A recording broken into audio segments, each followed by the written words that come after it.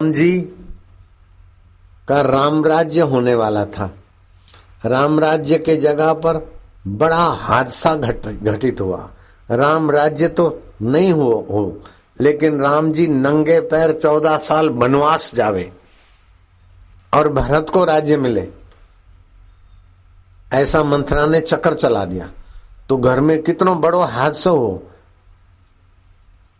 राम जी के चेहरे पर शिकन नहीं आई, दुख नहीं हुआ और परिवार वाले लड़े नहीं, कौशल्या और कई कई लड़े नहीं, झगड़े नहीं, मंथरा को मारा पीटा नहीं, सहन शक्ति थी। अब राम राज्य के बदले राम वनवास हुआ तो कुटुंब में इतना बड़ो हादसा हुआ, लेकिन सहन शक्ति, धीरज। अब जब राम जी ने अयोध्या से लंका के तरफ यात्रा की और जब विजयदशमी को विजय करके आए तो गुरु वशिष्ठ को बोलते, गुरु महाराज आपके आशीर्वाद को विजय हुआ, मैं विजेता हो गया हूं। ऐसा नहीं होता। आप इतने हजारों आदमी घंटों भर इंतजार करें देश प्रदेश में। मैं अभी सत्संग कर रहा हूं तो आप तो सुन रहे हो सनावत में, लेकिन भारत में कितनी जगह पर ये लाइव टेलीकास्ट सजीव प्रोग्राम जा रहा है। मुंबई में भी सुनते हैं, दिल्ली में, कलकत्ता में, अजमेर में, आदि आदि। अमेरिका के लोग भी ये सत्संग सुन रहे हैं सनावत का। Canada, UK, Dubai, Australia, Pakistan, Singapore, Saudi Arab, Netherland, Italy के लोग भी सुन रहे हैं, हांगकांग, तुरी वाले, स्पेन, कतर, न्यूजीलैंड, कोविद, फ्रांस, जापान के लोग भी सुन रहे हैं। 167 देश के लोग सुन रहे हैं अभी को सत्संग। सनावत तो अतरो, लेकिन दुनिया का 167 देश सत्संग सुन रहे हैं। ऐसा किसी का यश होता हो तो फूल के गुब्बारा बन जाए, लेकिन भाई सुन रहे हैं तो उनका पुण्य है, उनको पर भगवान की दया है। सुन रहे हैं तो उनको शाबाश है, धन्यवाद है सुनने वालों को। मेरा क्या है इसमें? बुलवाने वाला परमात्मा और उनको सुनने की सद्बुद्धि देने वाला परमात्मा, और मेरे को भगवान ने पसंद कर लिया है अपना काम करने के लिए। धन्यवाद है भगवान को, और आपको भी धन्यवाद है। मैं अपना धन्यवाद दूंगा तो मेरा धन्यवाद तो छोटो है, लेकिन शिव जी के धन्यवाद में मिला के मैं सनावत और आसपास वालों को मैं धन्यवाद देना चाहता हूं। आपकी साथ साथ पीढ़ियों को सत्संग में आना कोई साधारण आदमी का काम नहीं है। और श्राद्ध कर्म करते तो चीज वस्तु तो उसका थोड़ा प्रभाव। जब आप कीर्तन करते और सत्संग करते और वो पुण्य पितरों को अर्पण करते तो उनकी तो बड़ी सदगति हो जाती है, और आपके कुल खानदान में भी अच्छी आत्माएं आती।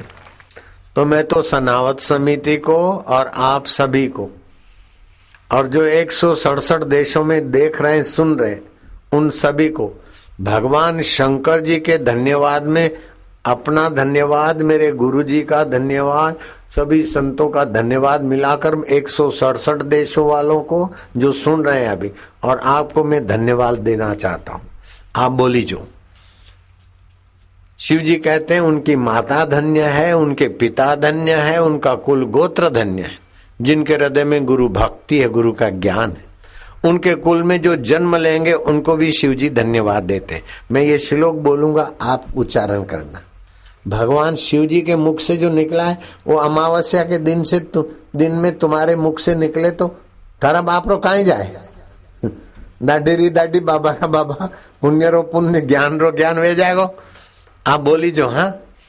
धन्य माता पिता धन्यो, धन्य गोत्रम धन्यम कुलोद्भव, धन्या च वसुधा देवी, यत्र स्यात् गुरु भक्ततः। पार्वती उनकी माता धन्य है। किसकी माता धन्य? बोलो हमारी माता धन्य। चोरी का माल नहीं है, अमावस्या का दिन है, भगवान का सत्संग सुन रहे हो तो तुम्हारी माता धन्य नहीं है। ऐसे बच्चों को जन्म दिया जो सत्संग सुन रहे तो माता की भी सदगति होगी। माता की माता उनकी भी सदगति वे जाएगी। तो किसकी माता धन्य है? हमारी माता धन्य।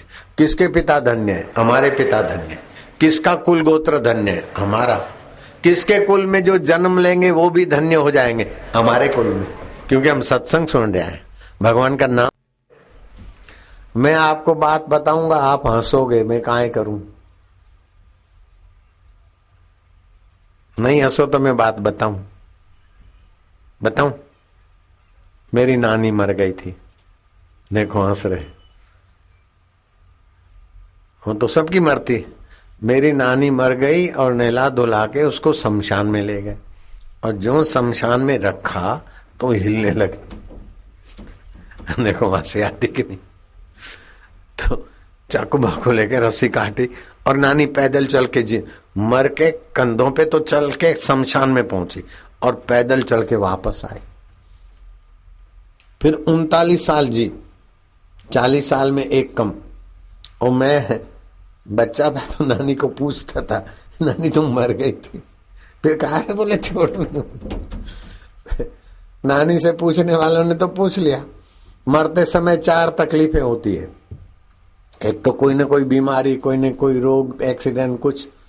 दूसरा, मरते समय जीवन में किसी को सताया है तो फिर अपना अंतरात्मा तपाता है। जैसे औरंगजेब अपने को मार रहा था कि मैंने शर्मद फकीर की हत्या करा दी, अपने भाई दारा शिको की हत्या करा ली, अपने बाप को जेल में डाला, मैंने ये किया।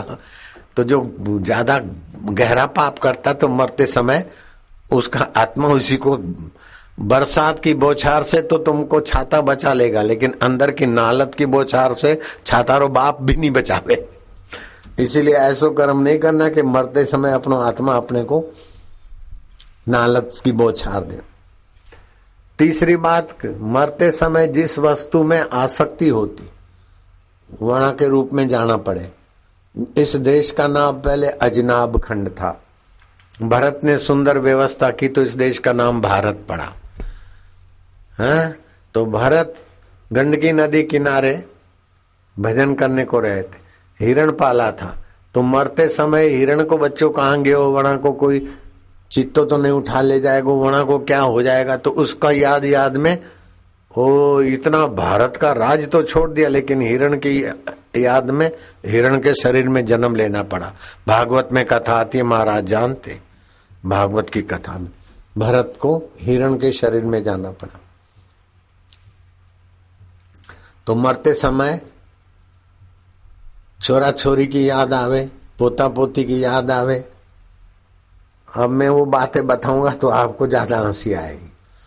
तो मरते समय भगवान की याद आवे, ऐसी आदत बना लो, सब में भगवान है, जो भगवान की मर्जी। चौथी बात, मर के हम कहाँ जाएंगे? एलिजाबेथ, जब डॉक्टरों ने कहा तुम्हारे को हार्ट अटैक हुआ, अब तुम नहीं जी सकते 1 घंटा भी, बोले मेरा सारा राज्य ले लो, अरबों खरबों रुपया और ज्वेलरी, सारे हीरे जवाहरात ले लो, मेरे को 1-2 घंटा जिंदा रखो, मर के मैं कहाँ जाऊंगी, कुछ कर लूं।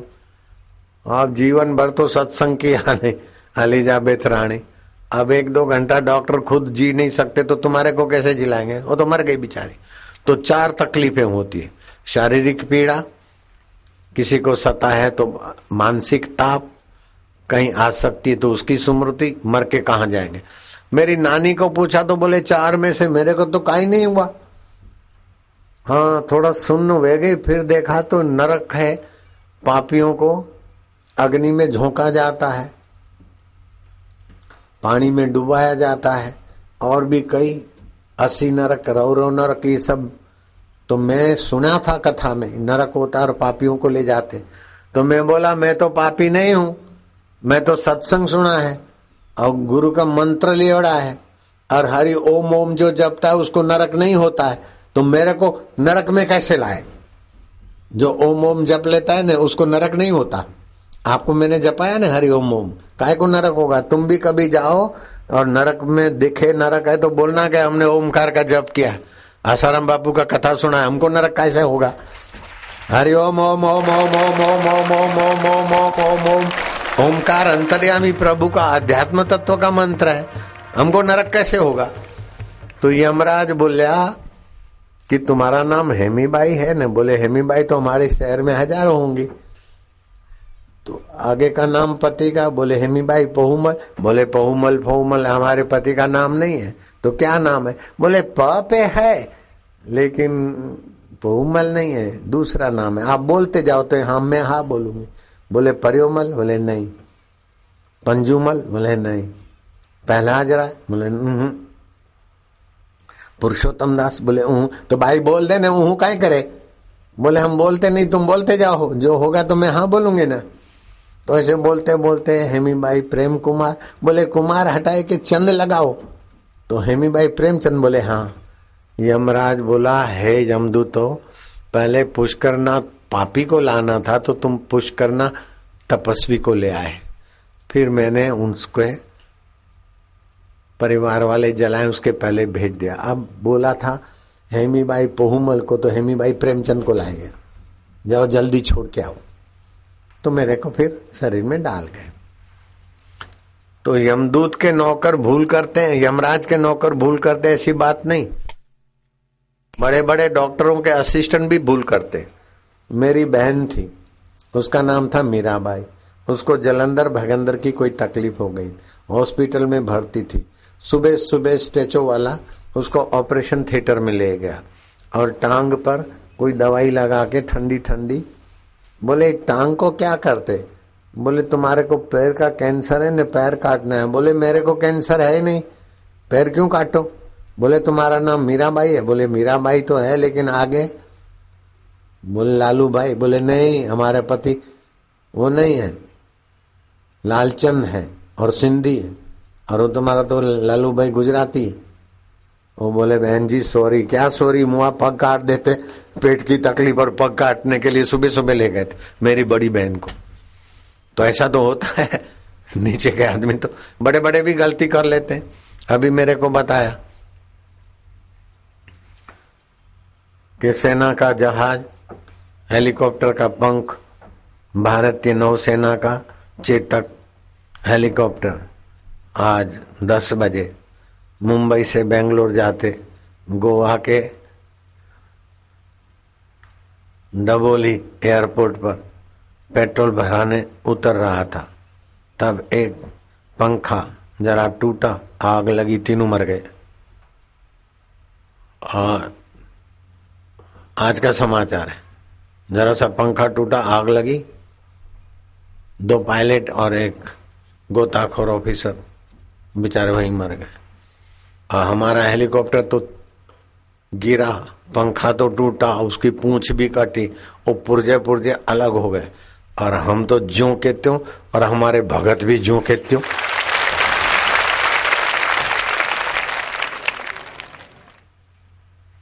तो अध्यात्म शक्ति के साथ संबंध रखने के से बड़ो फायदा होता है। प्रतिभा पाटिल का फोन आया, राष्ट्रपति का, उसके परिवार वाले मेरे पास आते, वो भी। तो जिस दिन हेलीकॉप्टर की घटना हुई उसी रात को फोन आया।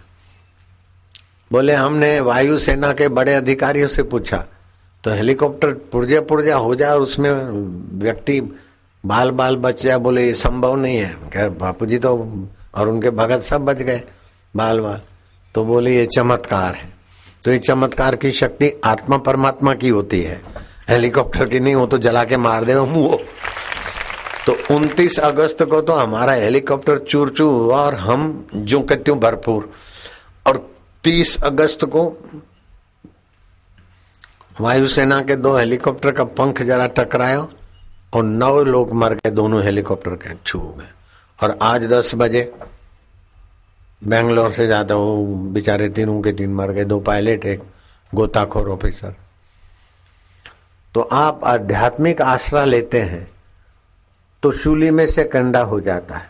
और जिस दिन हेलीकॉप्टर टूटा और हम धड़ाक से गिरा, तो उस दिन हमको तो इतनी खुशी कि गुरु गीता में लिखा है, जो गुरु गीता का शिव गीता का पाठ करता उसकी अकाल मृत्यु नहीं होती, उसका दर्शन हो गया। और मंत्र विज्ञान है, जिसके इतनी संख्या मंत्र की हो जाती, वो जिस गाड़ी में जहाज में बैठता है उसकी तो रक्षा होती, दूसरों की भी हो जाती, इसका दर्शन हो गया। ये अध्यात्म बल है। धिक बलम क्षत्रिय बलम ब्रह्म बलम ही बलम। तो मैं तो आप सबको खूब खूब धन्यवाद दूंगा कि आज सोमवती अमावस्या है और नर्मदा का किनारा और सर्व श्राद्ध अमावस्या है, सोमवती अमावस्या। आज के दिन जप एक बार करो, लाख गुणों फल वे जाए। जो भी सत्कर्म करो, लाख गुणों फल हो जाए। पति पत्नी को व्यवहार अमावस्या, चाहे सोमवती अमावस्या हो चाहे कोई अमावस्या हो, पूर्ण और अमावस्या को पति पत्नी का संसारी व्यवहार करने वाले को विकलांग संतान ही पैदा होती है। अगर संतान पैदा नहीं हुई तो जीवलेवा बीमारी घुस जाएगी। और मैं ये साइंस के हिसाब से भी समझा सकता हूं, वैज्ञानिक ढंग से भी ये बात सच्ची है। और विज्ञानी रिसर्च खोजबीन से भी पता चला कि अमावस्या और पूनम को जो पागल है ना, उनमें भी पागलपन की हरकत बढ़ जाती। और अमावस्या और पूनम को बूढ़े बूढ़े लोग जो बीमार होते हैं उसी दिन ज्यादा जाते, जीवनी शक्ति कमजोर हो जाती। और अमावस्या पूनम को संसारी व्यवहार करे तो जीवनी शक्ति कमजोर होती, तो अपने ऊर्जा को वीर्य को रोकने वाली भी शक्ति काम नहीं, तो ज्यादा नाश हो जाए, तो ज्यादा घिसा हुआ जाए, तो फिर बीमारी पड़ जाती। मैं एक ऐसे व्यक्ति को देखता हूं, जानता हूं, जो बड़ा दबंग व्यक्ति था, 100 करोड़ का ठेका लेवे, वो अभी भी जिंदा है, लेकिन ऐसे दिनों में व्यवहार किया तो उसके शरीर को लकवा मार गया, तो करोड़ों रुपया खर्च करे तो भी ठीक नहीं हो रहा। और कोटा में है, डॉक्टर ने जवाब दे दिया। और हमने भी कई उपाय किए, लेकिन थोड़ा सा फायदा हुआ, बाकी जैसा हम उसको चलना फिरना चाहिए नहीं कर रहा है। तो ये लगे तो 2-5 मिनट का काला मुंह करने का धंधा, लेकिन अमावस्या, पूनम, होली, दिवाली, शिवरात्रि, ऐसा पर्व का दिन ये संसार भोग नहीं करना चाहिए। मुझे तो आज बहुत प्रसन्नता हो रही थी जब अपने आश्रम से मैं इधर आ रहा था, तो नर्मदा जी नहाकर पैदल पैदल कई किसान, कई गरीब लोग, कई बेचारे सैकड़ों की तादाद में रात को जा रहे थे नर्मदा जी, और आज सुबह नर्मदा नहा के ओमकारेश्वर घर को जा रहे थे। मैंने मेरे साथ वालों को बोला कि अभी तो ऐसे दिखते हैं, लेकिन अगले जन्म में बड़े सुखी होंगे, या तो गंधर्व होंगे, देवता होंगे। आज के दिन इनकी ये तपस्या रंग लाएगी, तो आपकी तपस्या भी रंग लावेगी। जो नर्मदा नहा के आए वे हाथ ऊपर करो, लो, तो तुम्हें आपको भी प्रणाम करता हूं। मैं भी गया था नर्मदा जी में, आचमन लेके मंत्र करके सुबह सुबह। आप तो किनारे ना आए होंगे, तो मैं नाव में बैठ के बीच नर्मदा में, रेती निकालने वाले की नाव में बैठ गया। वहां को 100 रुपया दे दिया, कुछ लोग थे हमारे साथ। तप करवे को नर्मदा, तपस्या फलती है नर्मदा किनारे। अब मैं आपको एक साधना सिखाना चाहता हूं। आप तो मेरे पास से सीखो, फिर आप अपने अड़ोस पड़ोस के बच्चों को सिखाओ। स्कूल में मार्क अच्छे लाएंगे, तंदुरुस्त रहेंगे और प्रभावशाली बनेंगे। सुखदेव जी महाराज 16 साल के, राजा परीक्षित बड़ी उम्र के, लेकिन सुखदेव जी पिता तुल्य गुरु है, परीक्षित बेटे के बराबर है। अष्टावक्र महाराज 12 साल के थे, टेढ़ी टांगे थी, काला कलुट रंग था और शरीर में 8 खोड़ खापड़ थे। और जनक सीता के बाप 80 साल के, और उनके गुरु 12 साल के। 12 साल वाला बाप है, 80 साल वाला बेटा है। अष्टावक्र बोलते, पुत्र जनक बेटा ऐसा करो, विषय विकारों को त्याजो, आर्जव, क्षमा, संतोष, सुधा पी दिन रात। तो अभी तुम चाहे कितनी उम्र हो, घर में दादा हो, दादी हो, नाना हो, नानी हो, लेकिन मेरे आगे तो बबलू बबलियां हो। जयराम जी की महाराज, मेरे आगे तो आप अपने दिकरा दिकरी बेटा बेटी हो, तो जैसा मैं अपने बेटा बेटियों को सिखाता हूं ऐसे आप अपने बेटा बेटियों को सिखाइए, ठीक है। तो जो ओमकार मंत्र है ये भगवान नारायण के पहले का है। भगवान नारायण ने ओमकार मंत्र की शक्तियां खोजी है। एक होता है निर्माण, दूसरी होती है खोज। निर्माण उसका होता है जो पहले नहीं है, और खोज उसकी होती है जो पहले है। तो ब्रह्मा जी के पहले विष्णु जी, और विष्णु जी के पहले चैतन्य ओमकार की ध्वनि है। प्रणव सर्व वेदेषु, वेदों में ओमकार। तो भगवान नारायण इसके खोजने वाले हैं, बनाने वाले नहीं हैं। तो प्रतिज्ञा करना है कि हम ओमकार का जप करेंगे। तो इसकी छंद गायत्री है। इसके खोजने वाले ऋषि भगवान नारायण है, और इस ओमकार मंत्र के देवता अंतर्यामी परमेश्वर है, जो ब्रह्मा जी का है, विष्णु जी का है, शिव जी का है, गुरु महाराज का है, चेला महाराज का है। वो अंतर्यामी भगवान इस मंत्र का देवता है। तो इस मंत्र को जप करने की मैं रीत बताऊंगा, वो आप करोगे ने तो बुढ़ापे में भी याद शक्ति बनी रहेगी, और भगवान अंतर्यामी प्रसन्न होंगे। आप जिन बच्चे बच्चियों को इकट्ठा करके सिखाओगे तो थोड़ा पुचकार के करना है, 10 बार करना है बस। वो बच्चे बच्चियों को थोड़ा रंग लग जाएगा तो बच्चे बच्चियों को तो बहुत भला हो जाएगा। तो बबलियां मैं तुमको सिखाऊं तो सीखोगी? तुम बबलियां हो, हाँ, बापू की बेटियां हो। घर में भले नानी हो, दादी हो, लेकिन बापू की तो बच्ची, नहीं रहना कच्ची। और तुम घर में दादा दादी चाचा चाची हो, काका हो, लेकिन बापू के हो तो बबलू, ठीक है। तो बबलू बबलियां, अब हम आपको एक ऐसी साधना सिखाते हैं कि जिससे तुम्हारी आत्मा की शक्ति जागृत हो, और पेट की खराबी कोई भी हो तो भाग जावे, दिमाग की कमजोरी भाग जावे, लीवर की कमजोरी भाग जावे। जे मार्गन डॉक्टर विज्ञानी ने भी खोज किया और बोले हजारों आदमियों को मैंने खाली ओमकार जप से बिना दवाई के ठीक किया है। ये ओमकार मंत्र की महिमा के 22,000 श्लोक है।